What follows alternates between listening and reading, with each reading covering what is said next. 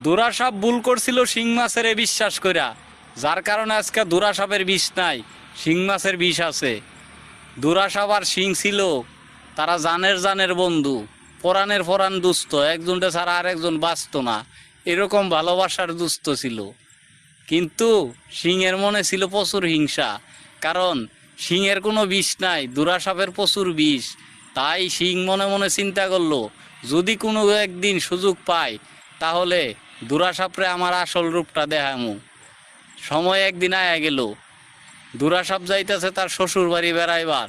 তার শ্বশুর হয়েছে প্রচুর অসুস্থ, তে রোগী দেখতে যাইব, সেইখানে তো আর বিষ নেওয়া যাবে না। দুরা সাপ তাই মনে মনে চিন্তা করলো, আমার বিষ আমি রাইখা যাই। কচু পাতার মধ্যে বিষ রাইখা রওনা ধরলো। রাস্তায় দেখা হয়ে গেল শিং মাছের লগে। শিং মাছরে কইয়া গেল দুরা সাপে, বন্ধু আমার বিষ আমি কচু পাতার মধ্যে জমা রাইখা গেলাম, তুমি যাইয়া পাহারা দিও, দেখো কেউ যেন আবার খায় না, যে খাইবো তার শরীরে বিষ হয়ে যাইব, তাহলে আমি আর কিন্তু বিষ পাবো না। শিং মাছে মনে মনে চিন্তা করলে এই তো সুযোগ, কয় দুস্থ তুমি যাও, তুমি কোনো চিন্তা করো না, তোমার বিষ আমি পাহারা দিমু। কিন্তু পাহারা দিব কই, দুরা সাপ যাওয়ার পরে বিষ খাওয়া শুরু করলো শিং। তা দেখা পিঁপড়ায় কয়, শিং তুমি কি খাও? খা তুইও, আমি খাইতেছি দুরা সাপের বিষ। পিঁপড়াও খাওয়া শুরু করছে। শিং মাছ তো খাইছে খাইছে, পিঁপড়া তো খাইছে খাইছেই, আরও অন্যান্য যারা ছিল আশেপাশে ওরাও খাওয়া শুরু করছে।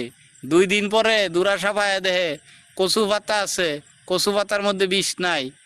হ্যাঁ, তখন গেল সিংহের কাছে, যায় কইল, কি বন্ধু, আমি তোমারে বিষ রাখতে কইছিলাম, পাহারা দিতে কইছিলাম, বিষ কই?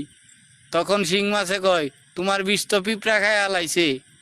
তখন দুরা সাপ কয়, কি কও বন্ধু? কয় আরো আছে, তোমার শিং মাছ তো মাগুরেও, তোমার বিষ তো মাগুরেও খায় আলাইছে, তোমার বিষ তো ট্যাংরা মাছেও খায় আলাইছে। তখন দুরা সাপ কয়, বন্ধু তুমি কি করছিলা? কয় আমিও খাইছি। কয় বন্ধু তুমি আমার সাথে এমন বেইমানিটা করলা? কয় আমার কামই তো বেইমানি করা, আমি তো সুযোগই আছিলাম, যে আমি তো সুযোগ রয়েছি যে কখন তুমি যাইবা, কখন তোমার বিষ পান করমু। তখন দুরা সাপ কয়, বন্ধু তোমার মনে এত হিংসা আমি তো আগে জানতাম না। কই তুমি জানবা কিভাবে?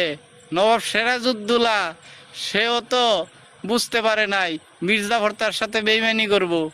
বুঝলা বন্ধু, এটা বেইমানের দুনিয়া।